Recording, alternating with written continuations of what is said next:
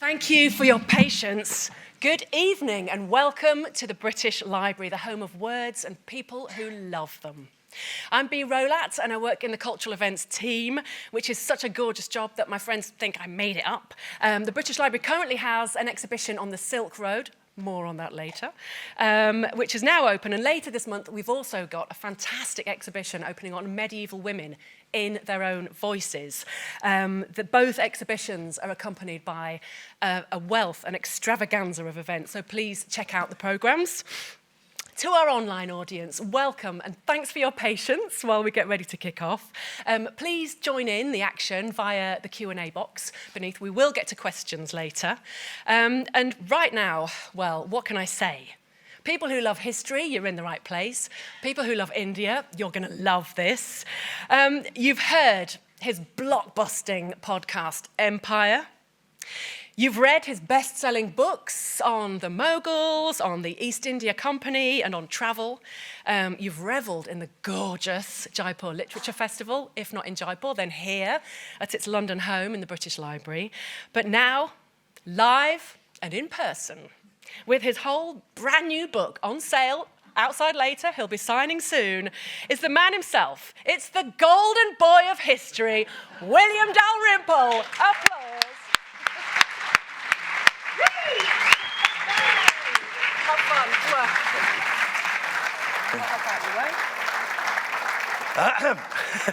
Thank you very much, Bea.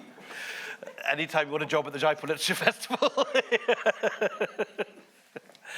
I warned Bea that I'm going to try and create some trouble tonight, so watch out. Wind through this. Here we go. So this story begins with the discovery 4 years ago of this gorgeous object over there. As you can see, it's the head of a Buddha.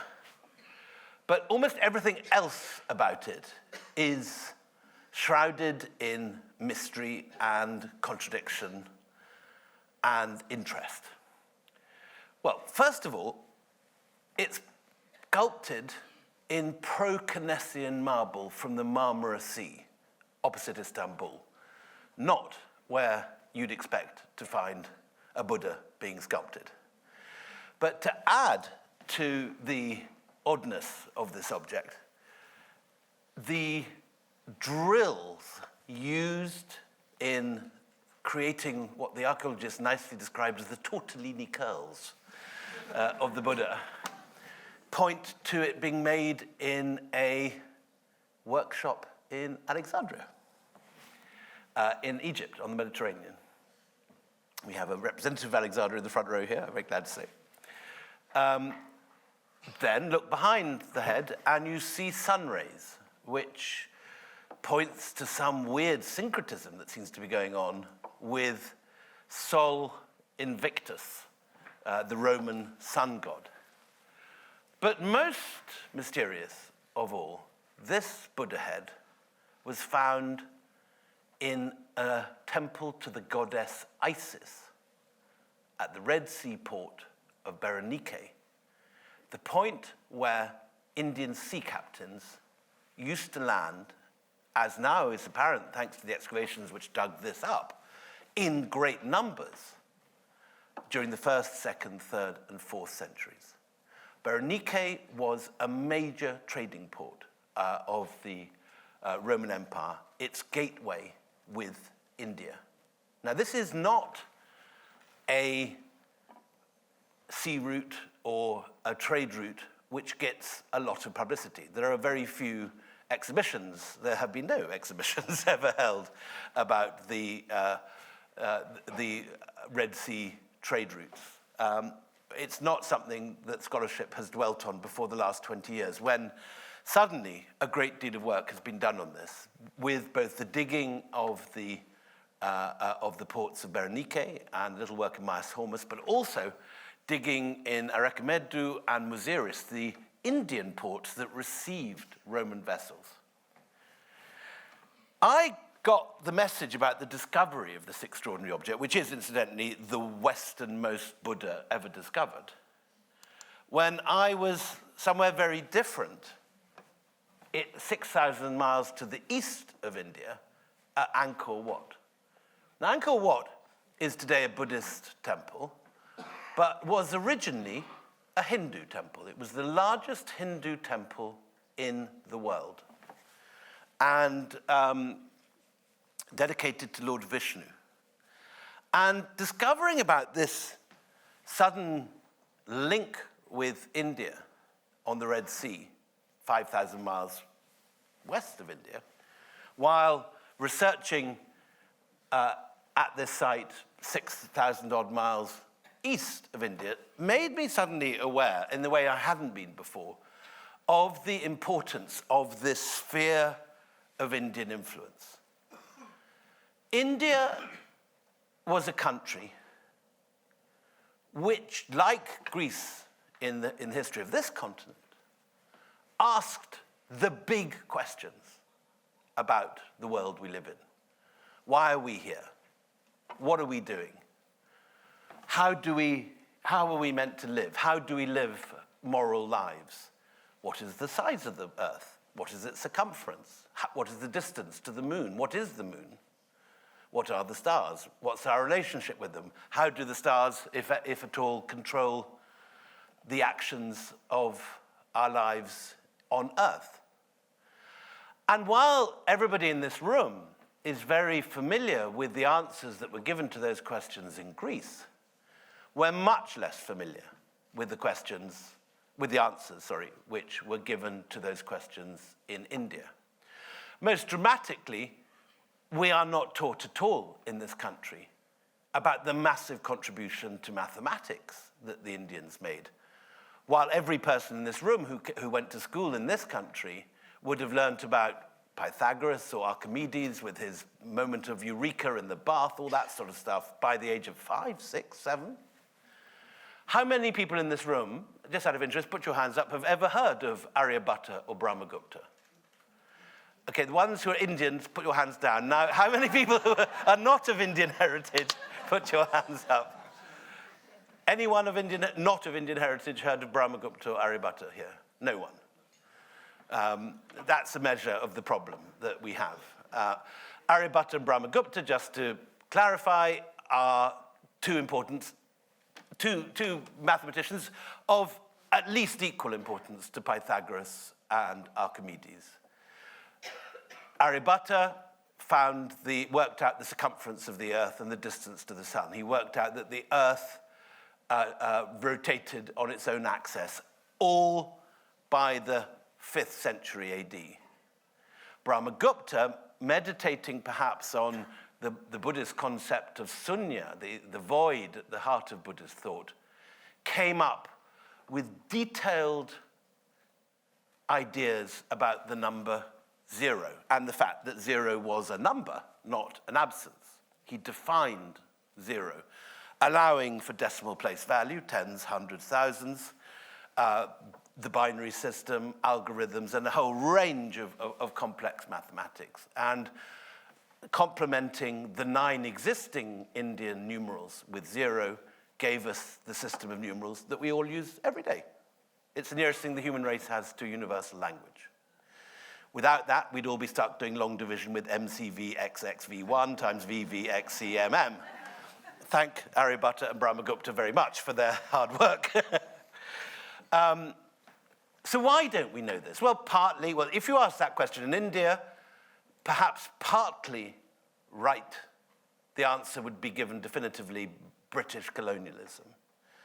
The British, why do we not know this? Because the British, in the form of Macaulay and his cohorts, taught people that a single shelf of good English books is worth the entire native literature of India and Arabia. We laugh at these attitudes now, but the shadow of those attitudes continue in the fact that not a single person who wasn't of Indian heritage knew the names of Brahmagupta and Aryabhatta 5 minutes ago. But there's another reason that we don't know anything much about India's contribution. And I have to say, and this is where I'm going to be creating a little bit of trouble, it's this map, the Silk Road. The Silk Road is an idea which has delighted my generation. My first book was following Marco Polo along that dotted line. And the Silk Road is a wonderful idea in that it connects East and West. It's a very romantic idea. Camel caravans padding over the Pamirs and up the sand dunes of the Taklamakan. I have the Deputy Master of Trinity College, Cambridge is in the first row. I have to say it was a Trinity College, Cambridge grant that got me on this trip in 1986, during which I visited Dunhuang, the subject of the brilliant exhibition in the library at the moment. But this map privileges China, and in the form that we have it here, which I have to say is also the form in the book that you're selling about the library, which has a map of China with no connection to India at all in the opening pages. This map ignores India. And it has created a story about East-West trade, which is told here in the library this week, and also in the British Museum, which connects the China Sea with the Mediterranean without passing go in the shape of India. Now, the thing that's particularly striking about this map, and this is not a map I've made up, this is a map in a recent book of the Silk Road, which will go unnamed, but which is also currently on sale in the library, in the bookshop here. The particularly complicated fact about this map is that it uses the classical names. This is not a map of the 13th century or the 14th century. After the Mongols came and smashed a hole through the middle of Asia, there was indeed a Silk Road which allowed easy access from one sea to the other. But here, it's using very much the classical cities, Palmyra, Petra, Antioch. And the impression is being given that there was, from early centuries AD, an east-west superhighway which connected east and west. But even with the recent addition of the Maritime Silk Road, as it's sometimes called, which goes right round the Malacca Straits and past India without, stopping at all at India, that somehow there was an entire east-west trading network that did not involve India. Now, memorize that map and compare it with this one, which my colleagues at All Souls in the Oxford Archaeological Department put out this year. This is a map of Roman coin hoards. This actually shows the reality of East-West trade in the classical period. Concentrated, as you might imagine, Roman coin hoards are all over Italy, France, Spain, southern England. They thin out to the north as you approach Scotland, Germany. There's a nice circle around the Mediterranean, as you'd expect, particularly in North Africa and Algeria, down the coast of the Levant, solidly. A particular concentration around Gaza, incidentally, which was the major port of Palestine in the early centuries, and down the Nile. A couple of coin hoards found in Aden and Yemen, a few in Pakistan and Afghanistan. No Roman coin hoards ever found in in China, because Rome and China were not aware of each other's existence, except very vaguely. There are no Roman trading trips to China, no trading trips back from China to Rome. But look at South India and Sri Lanka. India was the principal trading partner of the Roman Empire. And it did it after the suicide of Antony and Cleopatra, 30 AD at the Battle of Actium. Rome takes over Egypt, and it now has a border, a sea border, with India. Thanks to the monsoon winds, which themselves are the product of the annual thaw in the Tibetan plateau, where warm winds blow out, and then the freeze in the autumn when cold winds rake in, the Indian subcontinent is like a bellows. It blows out for one part of the year, then it reverses for the other part of the year, which means that Indian sailors have the benefit of something we don't have in this country, which is you can just put up your sail and sail off rapidly, and in 2 months you're in Egypt, if you get the winds right. You wait a few months, and then you can sail back again in 2 more months, and you're back in India. Ditto on the East Coast, you can set off from Mallappuram or one of the lovely ports south of Madras, go through the Malacca Straits, and you're in the Mekong Delta within 2 months, and then it's a short trip on to China. And then, again, you wait, the winds reverse, and back you go the same way. So we know from the excavations at Berenike now that a huge amount of trade went between India and the Roman Empire, and we haven't noticed it up to now. So there are many other things that we'll be dealing with now. Most importantly, the journey taken by the religions that often followed in the path of the merchants. And let's look for a second at Buddhism. So the Buddha is a historical character. He lived in the 5th century BCE. The irritating thing is that he's almost invisible for 200 years. There are almost nothing, no inscriptions, no surviving documents, no sculpture. A few floor plans of things that could be early monasteries and community houses. But it's only when the Emperor Ashoka converts to Buddhism in 250 BC that Buddhism really becomes a thing outside the very small area that the Buddha himself lived in, which was, he was born in Lumbini on the borders of Nepal, just over the border into Nepal, in fact. He preached his first sermon at he reached enlightenment at Bodh Gaya in Bihar, and he preached his first sermon at Sarnath, just outside Varanasi in the deer park in what's now Uttar Pradesh. There's no evidence that Buddhism really spread far beyond that for 200 years. And then suddenly, at the age of Ashoka, you get monasteries cropping up everywhere. You get the wonderful paintings of Ajanta. This particular painting is a little bit later, but it's just worth putting up because it's one of the most gorgeous paintings in all art. The Bodhisattva Padmapani. Padma is the lotus. You can see the lotus he's holding. Caught in what one art historian has called a gale of stillness. Nearby, you have a whole variety of incredible early Buddhist monasteries dating from about 150 BC. And these are the models for the caves which will be coming to later, which is the focus of your exhibition here, Dunhuang and all the others. So this is 150 BC. All over it, you have these representations carved out of the hillside of the bamboo and wood, which form the architecture of the time, of which not a trace survives except these representations. You even get a lovely couple peering out of their balcony window on their apartment and looking out at us from there. Here is the stupa, and here is the Mahavihara, one of the first congregational spaces built for religion in Asia that's still intact. And the stupa is effectively the same as a tabernacle in a later Catholic church. It's the center of reverence. It holds the divine presence. The theology is slightly different, but the idea is very similar. And if you look up from the stupa, you still have the original wooden umbrella from 150 BC, some of the oldest surviving teak in the world.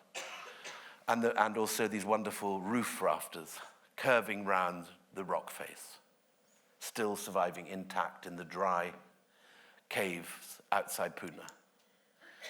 And Ashoka sends out missionaries. He sends them to the north and to the west, to all the post-Alexander Macedonian kingdoms that occupy Anatolia, the Ptolemies in Egypt, and as far as Cyrene, which is modern Libya. But he also sends them down to Sri Lanka. And his son Mahinda has the great success of converting the king of Anuradhapura, the king of Sri Lanka, and these stupas, or the earlier versions of these stupas, are built. Archaeologists recently discovered on the right the stupa of Mahinda, which is one of the very oldest Buddhist stupas in existence. It has the name Mahinda in Brahmi, and it's found recently in the jungles of central Sri Lanka on the hilltop of Rajagala. It's a wonderful site. This is the prototype to the kind of stupa that you see everywhere else in the Buddhist world, with this wonderful rounded dome sort of shape like a, what do they call it when you go to a grand restaurant and they lift up the dome of a silver dish. But this is what stupas used to look like, just a mound of stones, like a barrow in the English countryside. And very soon Sri Lanka becomes a center of missionary activity, and the monks travel by sea along the monsoon winds to Burma, to Thailand, to Malaysia. And the Buddhist monasteries of Anuradhapura set up the equivalent of franchises. The monastery of Abhayagiri founds another monastery of Abhayagiri in Java, rather like sort of McDonald's or Marks and Spencer today. But this is the map that we need to focus on, because this is the periplus of the Erythraean Sea, which is notably absent in the British Museum exhibition, which is a bit scandalous when you're dealing with east-west travel, because this is the principal east-west travel of the classical period. It shows, the periplus is like, the kind of Lonely Planet or the Rough Guide for Roman sailors of the 1st century AD. And it shows an intimate knowledge of every single port on the West coast of India, and also some of the bigger ports on the east coast. It knows all about the amazing ports for the Aksum and Adulis kingdoms in Ethiopia, and where you can trade in Aden. But most of all,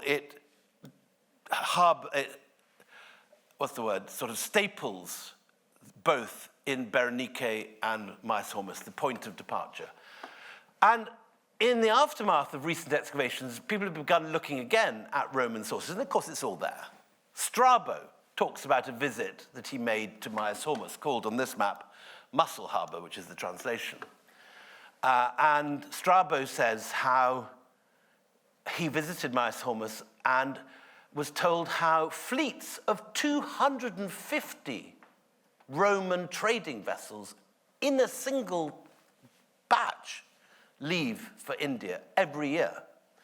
And Myas Hormuz isn't the biggest, Berenike is bigger. In Berenike, they found elephantine elephant transports big enough to carry elephants and rhinos. And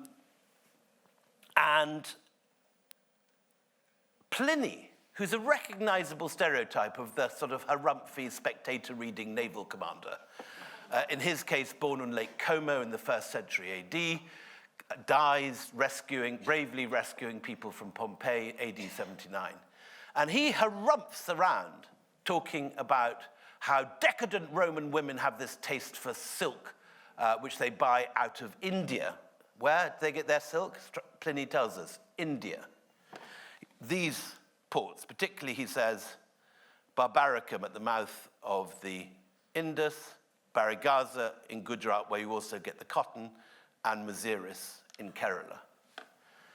And he says that why do they have this newfangled taste for pepper, which he considers an outrageous sort of new innovation. He says, and this is the key phrase, that India is a drain of all the precious metals in the world. All the gold from the Roman Empire is draining into Roman pockets because of the amount of trade running between the two. And it's not just, of course, the Romans and the Indians. We have, as I said, all the Aksumites.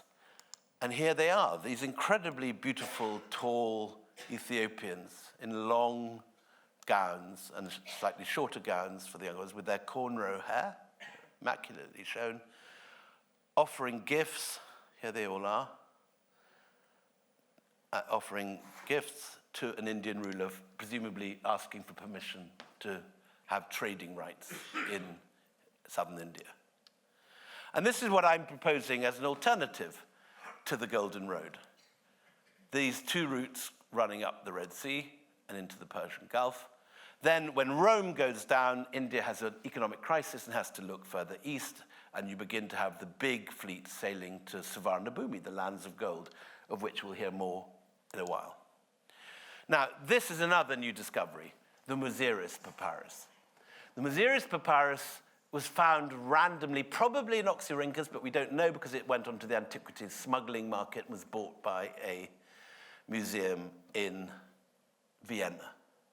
What it is like the Oxyrhynchus Papyrus, where, as I'm sure many of you know, Grenville and Hunt, the day they arrived there, found 5 lost lesbian sapphic odes of Sappho and the Gospel of Thomas on day 1, and tons of other Roman paper. This is part of that sort of world. What it represents is specifically one shipping invoice for one container of Indian goods being delivered by an Indian producer to Alexandria in the 1st century AD on one ship called the Hermapylon. And it has the detailed figures of the value of the cargo and the amount taken in customs. And what's being sold? Well, we actually have some illustrations of it in a mosaic in Sicily. This is a voluptuous Indian yakshi, obviously copied from an Indian original. She's holding onto a tree, which is a bit of iconography that continues on into Mughal art later. She is indeed, as Pliny says, wearing see-through silks, and you can see how Pliny would have minded being able to, the decadent Roman ladies whose legs were visible through the folds of the silk. But worse still, as far as Pliny is concerned, she's got strings of pepper vines hanging behind her, and she's carrying tusks of ivory.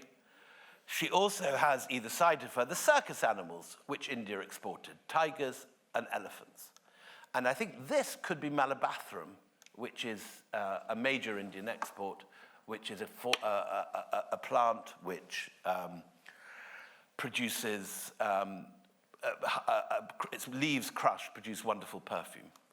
So going back to the Muziris Papyrus, we have the exact quantities of ivory, of cotton, of silk, of pepper, and of nard, which isn't shown in the mosaic, but which is another perfume product that comes from the Himalayas. Can you remember in the Gospels, Mary puts nard on the feet of Christ and all the apostles complain because it should have been given to the poor because it's so expensive. All this stuff is incredibly expensive, and the Muziris Papyrus tells us just how much.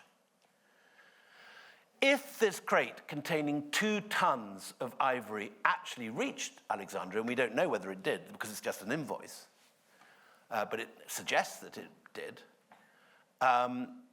the Alexandrian importer stood to become one of the richest men in Egypt, able to buy any of the largest estates in Egypt with enough spare change to be able to join the Senate.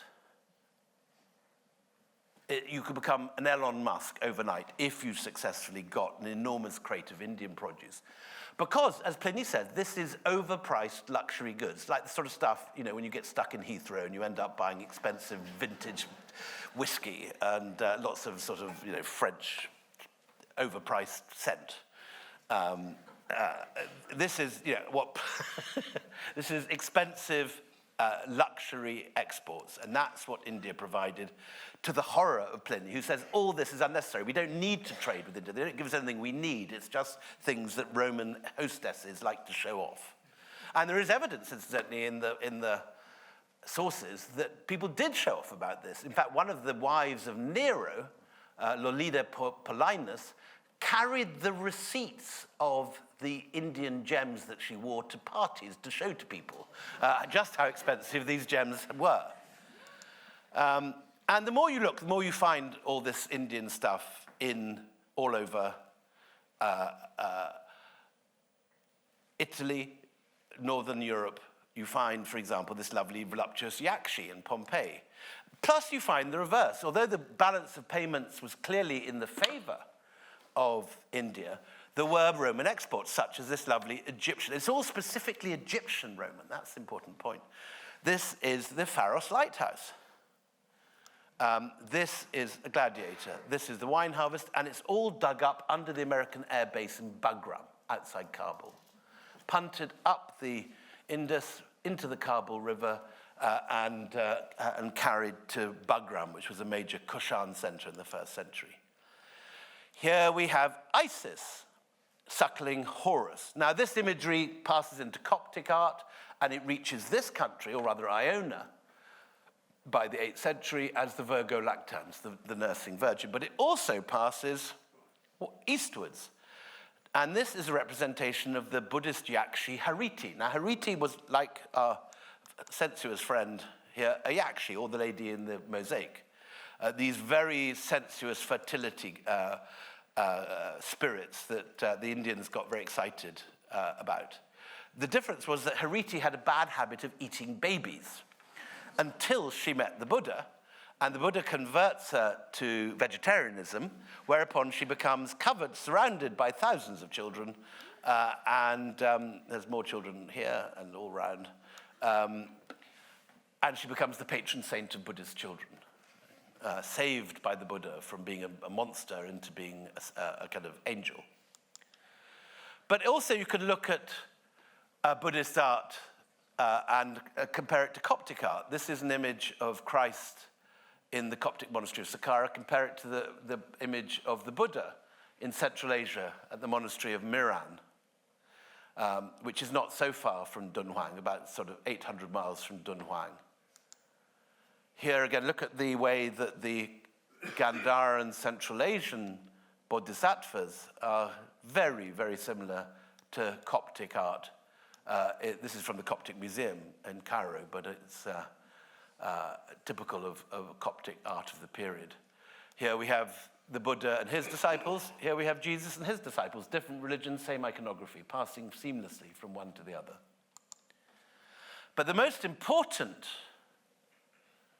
export is the human figure of the Buddha. For the first 300 or 400 years of Buddhist art, the Buddha is shown as a tree, or a turban, or a throne, an empty throne. Only in the 1st century AD, and this is in the British Museum, the Bimaran casket, do we suddenly get an image of the Buddha, and he's based on the figure of Apollo. And in the centuries to come, the 2nd, 3rd, and 4th century, we see these wonderful Gandharan, very classical, handsome faces based on Roman prototypes. The Victorians read too much Kipling, and they attributed this Gandharan art to the lost legions of Alexander, stranded in Central Asia. But the chronology doesn't work. The Bactrian Greeks are out of the picture by 150 BC. These begin in the 1st century AD, and they develop in the 2nd, 3rd, and 4th century. So it's contemporary Roman models, such as this image of Augustus, which is forming the prototype for the Bodhisattva. Different worlds, but the same drapery. So we're heading with Buddhism along the trade routes. I don't use the phrase Silk Road in this book because silk was not the most important export. Pepper was, followed by several other things, with silk following fairly low down the list of exports. And we should say, without wanting to be too club-footed at this point when you've just put up an exhibition, the phrase the Silk Road is not an ancient one. The Silk Road was invented by a German geographer called von Richthofen, Baron von Richthofen, the grandfather of the Red Baron. Remember the flying ace in the First World War? His grandfather built a colonial railway called the Seidenstrassen, or planned to build a colonial railway from Berlin to Peking, and that was the name, the Silk Road, that he gave it.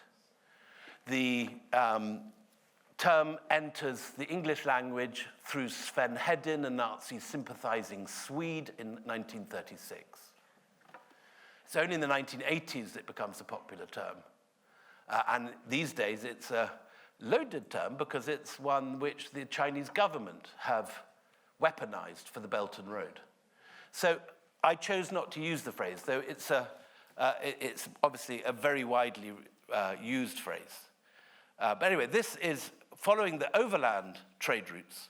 This is Mezainak, which was an early center of Indian culture. outside Kabul, where we found wonderful statues of Durga and Lakshmi, as well as many Buddhist stupas. Out beyond, Buddhism passes into the Bamiyan Valley. And this is important. Look at these fantastic dotted caves. This is like Baja that we saw outside, and Ajanta outside Pune. They are Buddhist caves. And now that we've found a Buddha on the Red Sea from the 1st century, isn't it a little bit of a coincidence that the first Christian monastery, that is St. Anthony's in Egypt, was founded on the Red Sea? There had been Buddhist monks for 150, 200 years by this stage. No, not 200 years, 400 years of Buddhist monasticism. It had spread all the way into Central Asia, through China, through Persia. And now we find monks living in caves by the Red Sea where we know Buddhist monks are. So it's certainly a question we can now ask. Is Christian monasticism influenced by, or even a version of, Buddhist monasticism? These are all questions that the new discovery of this Indian and Buddhist presence in Egypt begins to open up. As we go, more very Indic-looking art. This was all destroyed by the Taliban just before 9/11.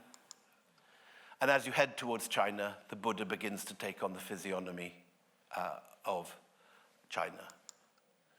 So the story of Buddhism in China begins in the 1st century with the Sogdians and with all the wonderful artifacts that we have in the British Library exhibition. It is initially a religion associated with foreigners in the 1st and 2nd century. But after the fall of Xi'an, it becomes more and more something which moves into Gansu and further east. And with it moves ideas from Indian art. This is a bodhisattva's body from Mathura, south of Delhi. I love the little belly button and the fold of flesh and the pajama string line. Here it is copied more crudely in China by the 4th century. And by this stage, in monasteries such as Kizil and Kutcha, and heading towards Dunhuang and the Mogao caves, we begin to get these Indian deities, very Indian-looking still, swimming, flying, and hovering over the domes of Buddhist cave monasteries along the Silk Road. You have, the monks seem to have been on something pretty strong.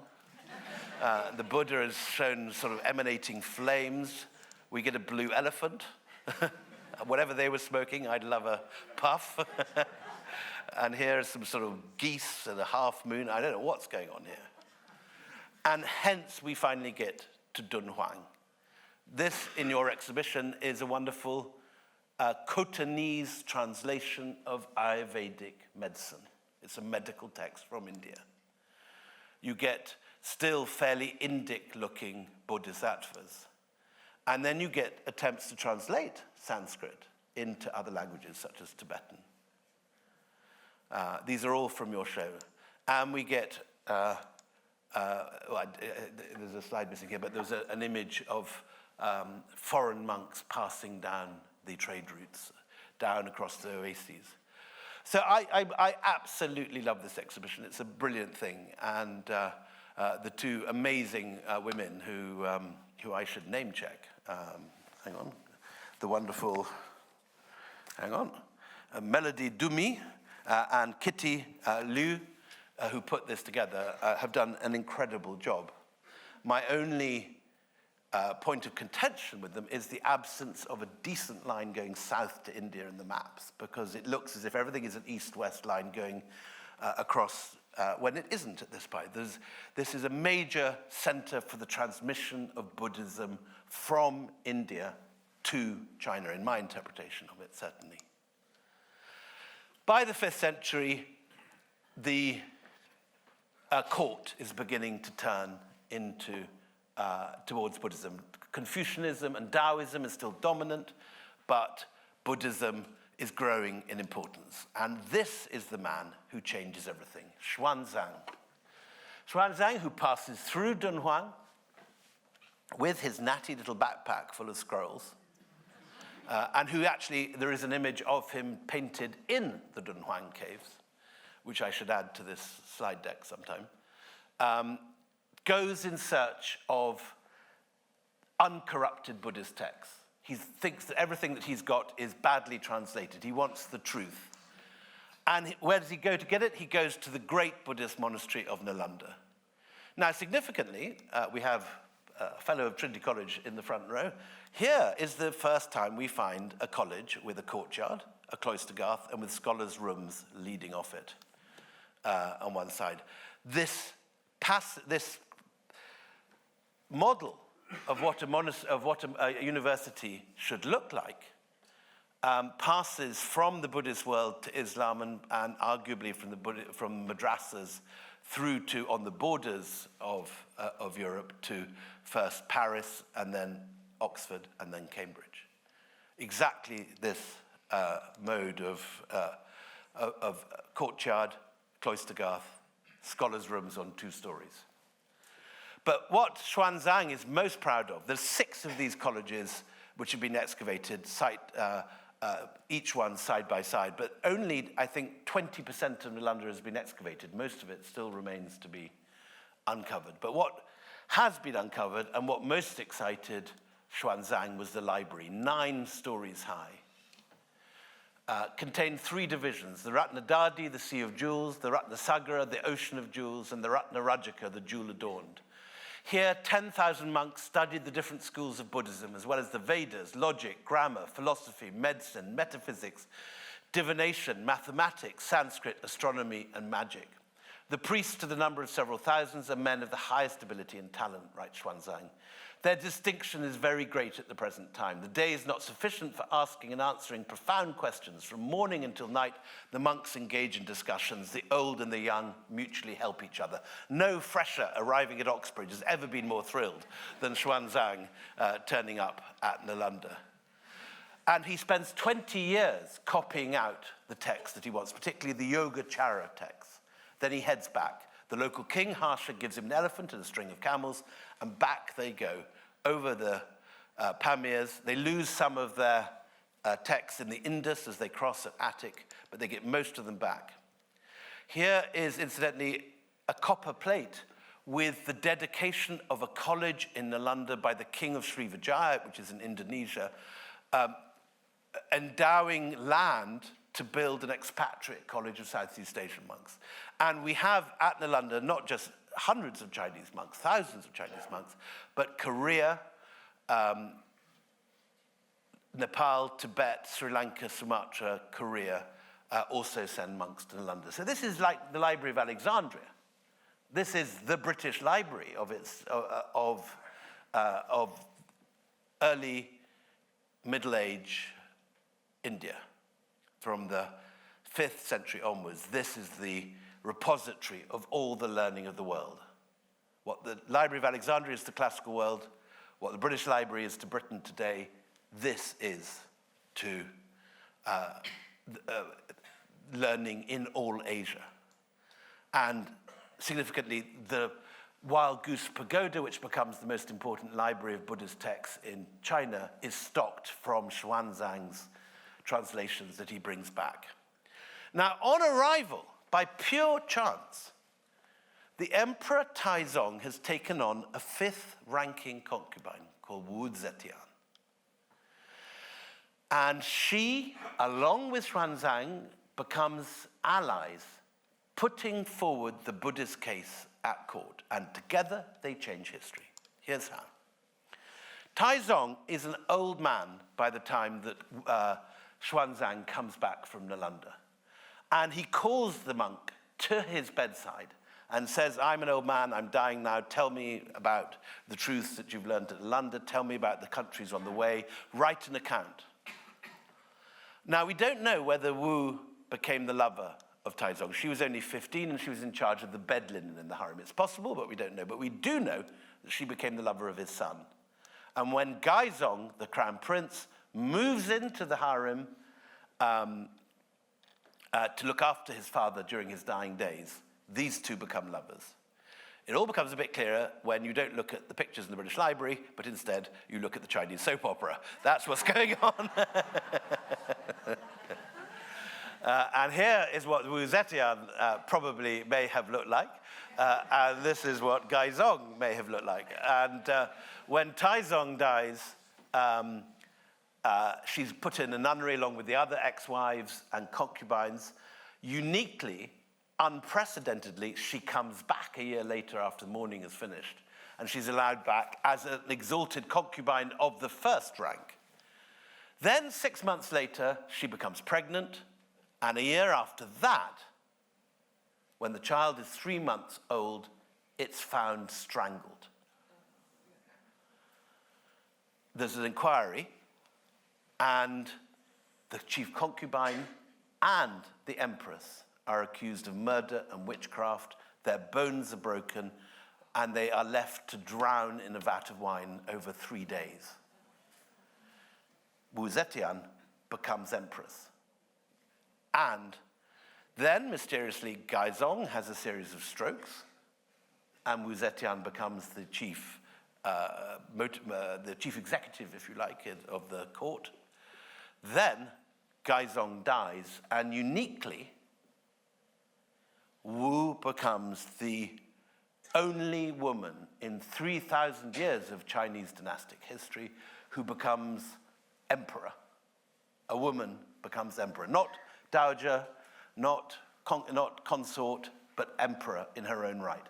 Strictly forbidden by Confucian law, so she moves out the Confucians, she turfs out the Taoists, and she brings in all the Buddhist monks from Nalanda as her allies in this. They announce that she is the culmination of a whole world of Buddhist prophecies in the Diamond Sutra and the Lotus Sutra, that she's the Devi predicted by sages in antiquity who has now come to rule. And this whole sort of omens are seen. People are paid to produce omens. More monks turn up with more sort of false prophecies, which are clearly bogus. And it's slightly like, as if one of those really sort of sinister Tory think tanks in Tufton Square or something had taken over. But except in this case, it is the Nalanda. So there's a Nalanda Mahayana Buddhist coup d'etat at the heart of Chinese court. And this is the high watermark of Indian culture in China. Meanwhile, something similar is going on in Southeast Asia. We talked about how India is transformed by a massive injection of Roman gold into its system. And all this ends when Rome falls. Alaric besieges Rome. He's bought off not with a gift of silk, but with black pepper. 10,000 pounds of black pepper from India but anyway, Rome falls. The Byzantine fleets are blockaded by the Sasanian Persian fleet. No Roman or Byzantine gold arrives in India. There is a major economic crisis. So the Tamil merchant guilds are forced to look for it in Sarawak, in Indonesia, and in Malaysia and Thailand. The people that lead this are the incredible Tamil merchant guilds, who are now incredibly important and powerful institutions.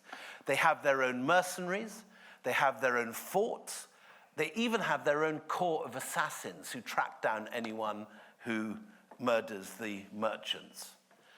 And these guys pioneer the trade to the east. And they find there's a massive gold deposit at Kutai and Sarawak, and these areas become known as Suvarna Bhumi, the land of gold, and this is Suvarna Dwipa, the island of gold. In the Ramayana, Hanuman tells Sugriva that you only have to go to the Suvarna Dwipa, you can kick the ground and gold dust appears in the air. So Indians begin to sail with ever-increasing numbers in ships like this over the eastern seas. And the big point of early arrival is the Mekong Delta, where you can still to this day see the old Khmer canals popping out of the lines of them, popping, you can see in the background too, The different canals, like spokes in a bicycle wheel, crossing the lagoons, which, like the Venetian lagoon, is a place where you can leave your ship in the monsoon and it won't sink. These are still waters where you can wait for the winds to change. And when you go down the canals, even today, the hills pop out of the vegetation and you find yourself at Ashram Maha Rose on Angkor Wat, the first Hindu temple in Southeast Asia. Inside that were found these incredible images of Lord Vishnu. Lord Vishnu has his conch and his discus. It's all according to the Shilpa Shastras, but physiognomically, he's a Khmer, and he's wearing a sampot, the little Khmer waist wrap. And other strange things are going up now in Southeast Asia. The Jayavarman II, the man who founds the Angkor dynasty, has himself portrayed as Vishnu, conch, discus, but his face. His queen becomes the model for Durga. This does not happen in India.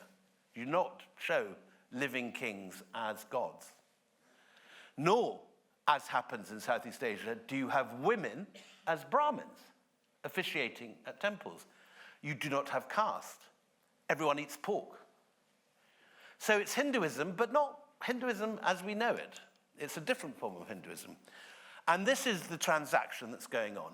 Local Southeast Asian ruler, the big man, the boss. He's the local strong man. Now, suddenly, though, he's surrounded by Indian Brahmins with dreadlocks and with pots of water which they're pouring over him in the Abhisheka or coronation ceremony. What's the deal? He wants these Brahmins because they are literate, they connect him with God. Suddenly the Southeast Asian rulers' names are no longer the local tribal names. They're now suddenly Suryavarman, protected by the sun, or Mahendravarman, protected by Mahendra.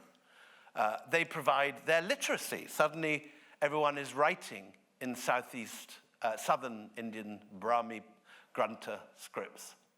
The North Indian scripts all hang off a washing line, the front line, but you can't do that in the south because you're on palm leaves. And if you draw very firm straight lines, you rip the palm.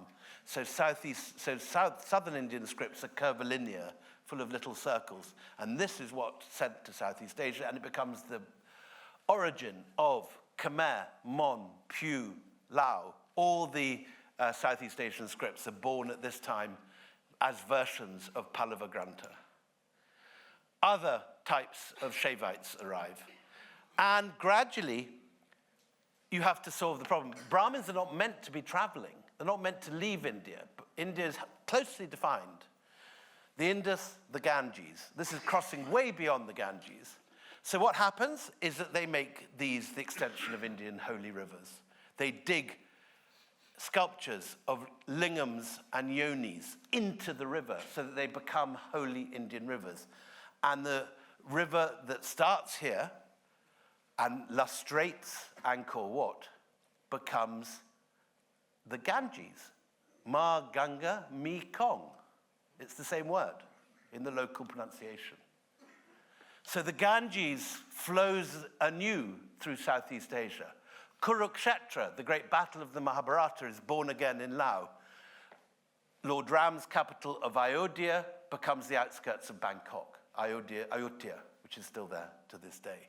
So suddenly all the great Shaivite shrines, all the great Vaishnavite shrines reappear in new forms, just like you get Perth and York rebuilt in Australia and New York.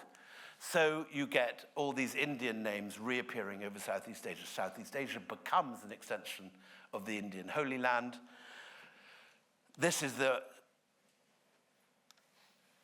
sea temple, the shore temple at Mamallapuram in South India. 5 years later, the same temple is built in a crater of an active volcano in Java. You can see the sulfur belching out behind it. Similar temple, but not identical. This tall doorway does not exist in the original, nor do the little curved eaves. And although you find all the great holy sites of Southeast Asia associated with ancestor worship and spirits turning into Brahminical sites, they're Pallava temples, but they're not familiar. When Tagore goes to Angkor Wat in the early 20s, he says, everywhere I could see India, yet I could not recognize it. This is what's happening here. All these holy sites are covered with Pallava temples that are not quite Pallava temples. New in Prambanan, wonderful new Ramayana sequences are sculpted. And by the 5th, 10th century, you're getting taller temples in Java than you get in 10th century India. Because while India is often disunited and fractured, Southeast Asia has much larger kingdoms like Srivijaya and the Khmer Empire, which have larger resources. So Borobudur takes an idea of a stupa mountain, which you find at Kajaria and Sompur Vihara in Bangladesh, and it does it at 10 times the scale. Borobudur is this colossal mountain of stone built on a mandala, 5 stories high. The story of the Buddha on the first story, successive, ever more esoteric Buddhist texts sculpted until you arrive out on this terrace on the 5th story and are confronted by these stupas perforated with lattices, some very complex idea about the void being expressed. But bigger than anything in India, more complex, the most complex and remarkable engine of enlightenment ever built by the Buddhists. You walk in the bottom, you get to the top, a better Buddhist. And incredible sculptures, some of the most moving images of bodhisattvas ever carved. Finally, by the 12th century, we get Angkor Wat. Suryavarman II builds the largest Vishnu temple in the world.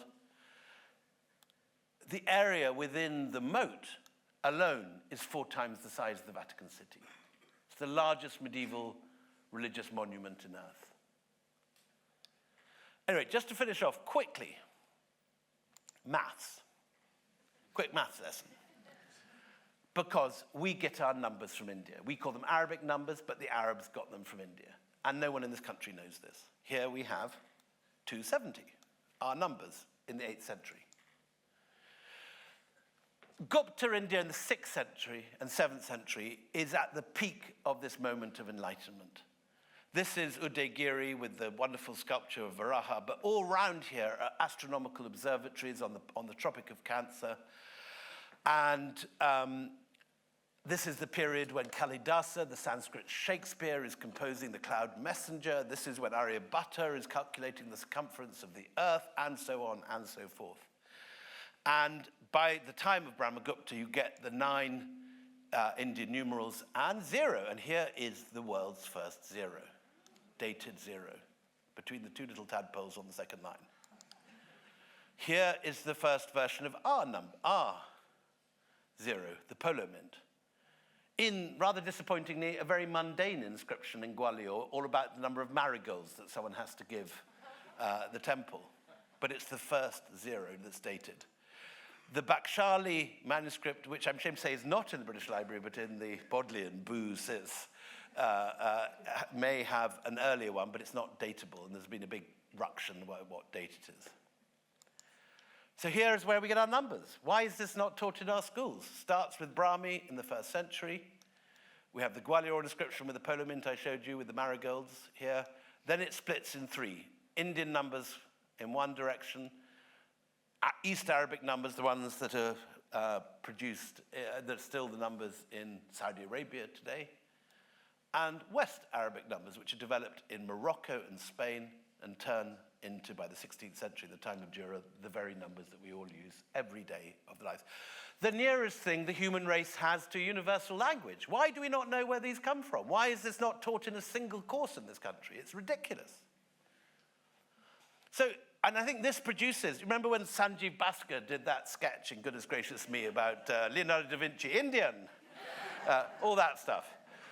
That's the kind of expression of the frustration that diaspora Indians feel when they see this. They know this, we don't. And it's not taught. And you get sometimes crazy claims being made. about plastic surgery in the Vedic period and nuclear bombs in the Mahabharata, but it's an expression of this feeling that there is something incredibly important that no one else seems to know. How does it get to the Middle East? Well, probably through a Disney character.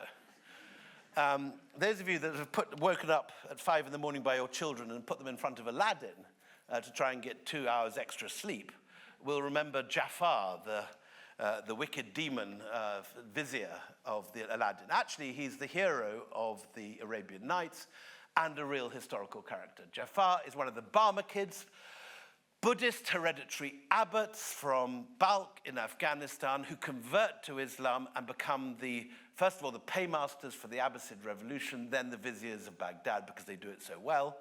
They build Baghdad, and the first thing they do when Baghdad's up is they send to India for the mathematical texts of Brahmagupta and Aryabhatta. Other medical texts follow, such as the one we saw translated into Khotanese in your exhibition here. And the Barma kids collect these texts in a library called the Beit al-Hikmah, the House of Wisdom. Eventually, the Barma kids get overmighty. They are wiped out in a single night of slaughter, rather like the Godfather. But their texts remain, and a generation later, a young guy turns up from Khiva in northern Uzbekistan, which the Arabs call Khwarazm, or the Persians also call Khwarazm. And he arrives and he unravels all this complicated Sanskrit mathematics, which is written to add to the complexity in poetry. Aryabhatta and Brahmagupta wrote their work in rhyming poetry, and you need pages of commentary to understand anything. Al-Khwarizmi writes it out in simple Arabic prose that anyone can understand.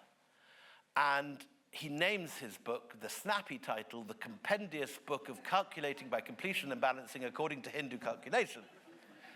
So everyone doesn't call it that, they just call it by its nickname, Algebra, the source of our world.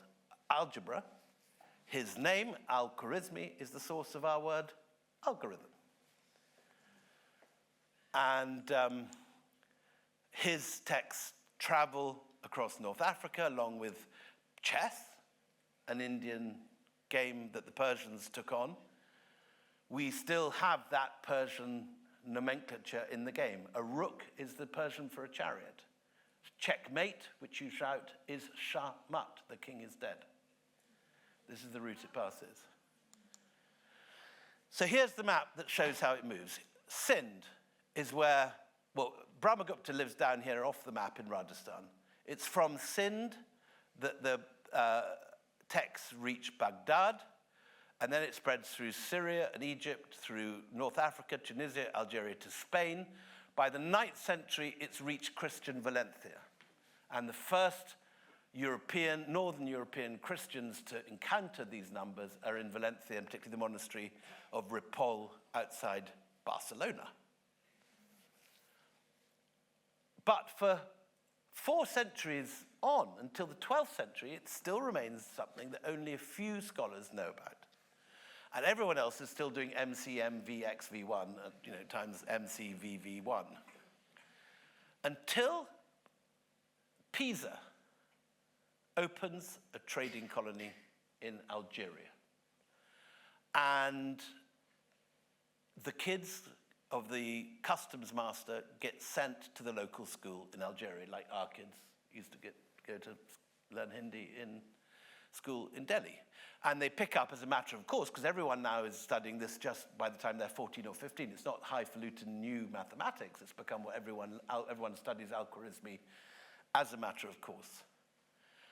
And when the kids go back to Pisa, they find all their friends still doing MCMVXV1. And so one of the kids decides to write a book explaining this maths. And the man in question is Leonardo of Pisa, Fibonacci. Fibonacci writes the Liber Abaci, and the Liber Abaci, first edition, highly theoretical, but explaining all this stuff very much in the manner of Khwarizmi, spreads through Italy, and it reaches the ears of Frederick II. Frederick II comes up from Palermo to meet Fibonacci with all his elephants and his giraffes and what have you. And he sets up a sort of open-air maths competition, like Countdown Live. And Fibonacci, of course, wipes the floor with all the other mathematicians because he's Fibonacci. And he's called to Castel del Monte, which is the very beautifully, geometrically perfect castle that Frederick II has built outside Trani on the Italian coast. And there, I'm glad to say, he meets a Scotsman. There's an important Scotsman. There's not only a Disney character in this story, we get a Scot. Michael Scott the Wizard, as he was called by Sir Walter Scott. He's not actually a wizard, he's just a mathematician, and the Scots didn't understand that. So Michael Scott, who's a very recognizably Scottish character, just in the same way that Pliny is a very recognizably naval character, Michael Scott lectures Fibonacci and says, look, pal, this is all a bit highfalutin. What you need to add to this book to make anyone understand it is interest rates, double accounting, weights and measures, money conversion. So the second edition of the Liber Abaci is written and goes wildfire all around Italy, producing the Medici and the Italian banking revolution. It's read by Piero della Francesca, who writes 3 mathematical treatises in his effort to understand perspective. His mathematical treatises are plagiarized by a friar called Luca Caroli, who is his friend.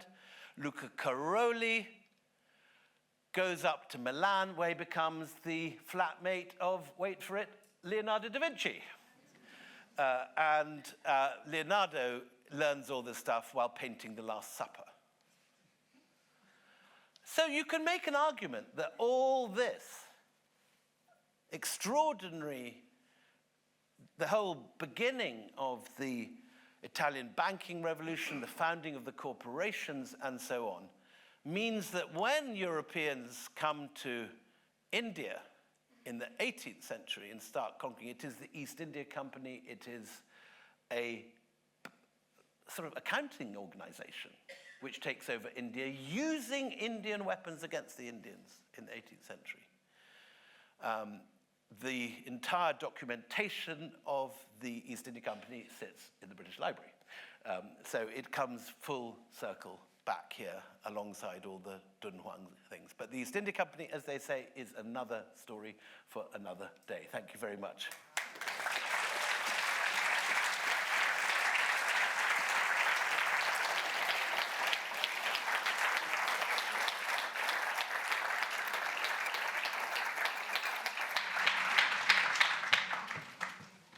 We can take questions now, so raise your hand and we'll get microphones to you as quickly as possible. Willie, would you like a glass of wine? I would like a glass Red? of wine. You know me well, Bill. Coming up. Thank you. Hello. What did they use the black pepper for? Sorry, wait till the microphone reaches you. So I'll just say that out loud. What did they use the black pepper for? Same as we do, to enhance the taste. But it was considered a highly arcane luxury initially. But by the 3rd century, we have a little receipt found at Vindolanda 10 years ago for a guy called Gampak, son of Tapo, who's buying 2 denarius worth of black pepper as he sits in his cold posting looking out at the Scots on Hadrian's Wall. And you can see him sort of cheering himself up with some gruel with a little black pepper on it. Up here. Hello, sir. Hi, good evening. Thank you so much. I come from India and I grew up reading your books. Failed historian. And knowing about Aryabhatta. Failed historian, but a medic. Thank you. Cheers. So I come from southern India. So my particular interest is, should we continue to call it as one glorified Indian history, or should we actually start looking at the Chola and the Pandya kingdoms, which you referred to. And the Pallavas. Yeah. And the Pallavas, who were those kind of great emperors of their times in southern India. So, complicated question and complicated answer. So, what you get from very early on, for example, the reply given to the sadhus who talked to Alexander the Great's Greeks in Taxila, 250 BCE, they say India is a region bounded by the Indus, the Ganges, and the Southern Ocean. They give that very clear answer. But there's a million different kingdoms. Pandavas, Cheras, Chelas in the south, everyone else. The same sort of answer is given by Xuanzang in the 7th century AD. He says, at Jalalabad, I'm entering India, a region bounded by the Ganges, Brahma, sorry, not the Brahmaputra, the Ganges, the Indus. It is a holy land of 70 countries. So it was never like China, one massive superstate, or very rarely. Briefly, arguably, under the North India under the Guptas, quite a lot of India and Pakistan and Afghanistan under Ashoka, again with the Delhi Sultanate and the Mughals, but never the whole land. But it is recognized from deepest antiquity as one region, one holy land. So, and what's interesting is that for most of the period I've been talking about here, Southeast Asia is divided into only 2 states or 3 states, Chams, Khmers, and Srivijaya, while today you have Burma, Malaysia, Thailand, Vietnam, Laos, Cambodia, and it's now, 10 or 11 countries, where it was just 3. India is now 1 country where it was 70.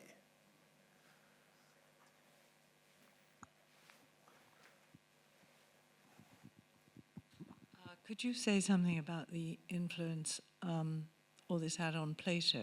Was it the gymnosophists, and what exactly were they? So this is a matter of huge debate, and there are long scholarly philosophical texts written every year on this subject, which I kept out of, to be honest. The one, because it's still highly disputed, and to be honest, my philosophy is not sharp enough to work out what is and isn't true. But what you have one very clear example of is one of Alexander the Great's soldiers called Pyrrho of Elis comes back and begins to stand on one leg. And he seems to be the first, and then sometimes he lives in a tree, but he seems to be the first European yogi. And he seems to have taken on I mean, you get confusing descriptions of what he's thinking and saying, but it seems to be of some sort of yoga practice, which is rather nice. I mean, what is clear is that throughout this entire period, Greek, Babylonian, Persian, and various Indian traditions are all in dialogue. And when, for example, Aryabhatta comes up with all his fancy calculations, he's building on work not just in the Vedic Indian tradition, but on Babylonian ideas. Babylon has a symbol for 0, but they don't regard it as a number. They regard it just as a placeholder. It's a dot. So there's a Babylonian ancestor to the Indian 0, but it's not a number. It doesn't have properties. So all this is, never in science are the things coming immediately out of nothing. Normally, I mean, sometimes maybe there are, but normally it's building on the work of previous scientists, gathering all the available information and taking it a step further, rather than a genius moment, a lightning strike, and suddenly something incredible is invented.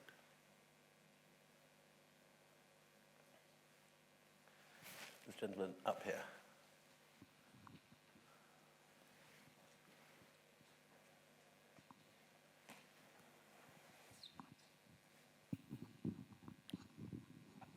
You sort of alluded that the trade took off with the Romans, but not really with the Ptolemies. Was that they lacked the capital to make it worthwhile for India to come west? It's an interesting question because they built the ports, Myos, Hormuz, and Berenike. Berenike is named after Berenike, a Ptolemaic princess.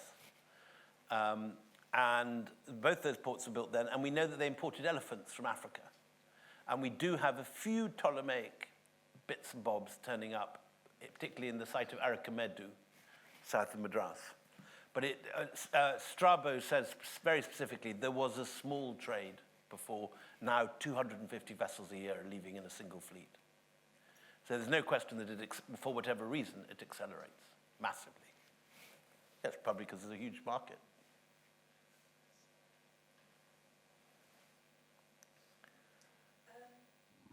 But the All Souls map of Roman coins doesn't show anything at Berenike. Shows them below in Aksum area, Yemen, north, but not on this massive tax. It's quite possible that at Berenike there are no Roman coin hoards, but certainly they found, for example, amphora full of Indian pepper. They found Indian monkeys as pets, skeletons of them. They found everything else. But along that coast, it does show some Roman coin hoards, and others definitely along the Nile, which is the ultimate destination. You arrive in Berenike, and then you've got to go onto camel and go, I think it's 3 days overland to the Nile. Yeah. But that is a game changer, that map. You're quite right to point it out. And the difference between the shape of that map and the old Trans-Asian Silk Road is very stark. Incidentally, one counter-argument, I did put this to Peter Frankopan, and he made the point, and it is a valid point, that a lot of the Chinese trade was paid for not in coin but in silk. So that certainly accounts for why you'd find fewer coin hoards in China, but you'd expect to find some, because there must have been some things that they wouldn't take silk for, you'd have thought. But I mean, the debate continues. But it's what's fun is that it's moving forward fast now. There's new information coming from excavations. People are finding stuff they hadn't noticed before in existing texts, like Pliny and Strabo, oldest stuff in the book. But you know, if you're not looking for it, you don't necessarily see it. So it's a massively fast-moving field now. I have a question from the online audience, and it relates to the delightful story about why the northern Indian texts are hanging from the washing line and the delicacy of the palm leaves. I might not be able to answer this question. Okay, but yeah. Our audience member, who is called Esme, asks, on what material text was written in the north of India? I mean, inscriptions in stone. What do they? I don't know. Do they use? They have what they call. Does anyone know the answer here? Birch bark. What? Birch bark. That's exactly right. Birch bark. You do find the what's it called? The thing in the Ashmolean, the Bodleian. The Bakshali manuscript is on birch bark. And the Gilgit, yes. So obviously birch bark can do straight lines in a way that palm can't, maybe. I mean, I'm not an expert in this at all, but yeah. The scratch on the writing is like, Sanskrit word for writing is scratching. So there is scratching on stone. On there. And you have, yes, you have those in pictures in Mathura. They have students with slates of some sort. Yeah, that's right. One more question? This gentleman here. Oh, and there's some. So 2 questions then. One lady up here, followed by this gentleman with the anorak. Yeah. So lady up here, have you got a microphone already? Good, go for it. Hi there. A Hello. long-time fan and listener of the Empire podcast. A question that I wanted to ask you. You mentioned earlier about the what we teach in our schools. In terms of history, what thing, and it's a big ask, so maybe just a couple of things that you would insist that we should think about in our history curriculums? Well, it seems to me that there's a whole range of stuff that isn't taught. None of this stuff is taught. I mean, certainly we should obviously get, if we should obviously know the basics of where our numerals come from, where the great scientific innovations that affect all our lives, not just the ones that happen to be invented in Greece. That's not a sort of terribly politically correct sort of PC ask to know where our numerals came from. It's ridiculous we don't learn it. Thank you. Ditto the whole of colonial history, the empire, the biggest thing the British ever did, put that in the curriculum for once. What were the main things that the Romans were exporting to India apart from gold? So, lovely answer to that. Indians loved Roman wine. This is, in fact, Sangiovese that I'm drinking at this moment. And the one thing that Indians really liked, there's some taste, so there's 2 or 3 things that they quite liked olive oil.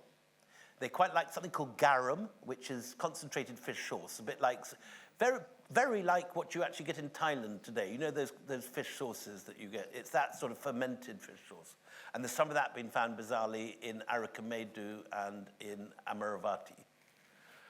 But the thing they loved was Roman wine. And so much so that there are hundreds of thousands of amphora turned up in Muziris and Arikamedu, and in Babaricum and in Barigaza. And it was known in Egypt that Indians who didn't drink a great deal were not able to take their wine and used to sort of pass out. And there's a reworking of the story of Eurydice, Iphigenia, by, God, I'm sorry, I'm getting too tired to do this. Anyway, one of the kind of basic storylines of classical drama gets rewritten in one of the Oxyrhynchus Papyrus to have Iphigenia rescued from her captors, which have been moved to India by getting the Indians drunk. And then they all start speaking in gobbledygook. In this. So you get a kind of precursor of the Peter Sellers sort of birdie birdie num num sort of joke done in 1st century Oxyrhynchus. There's this massive taste for, I mean, it's rather, you know, I don't know if you've ever been to Daman or Diu on the edge, where at the edge of dry Gujarat, where all the Gujus go to drink and then just sort of pass out on the floor. It seems to be a bit like that, I think, in Muziris or Arikamedu. Thank you all for coming, putting up with this. I'll happily sign any books now, and anything more, just ask when we're there. Thank you.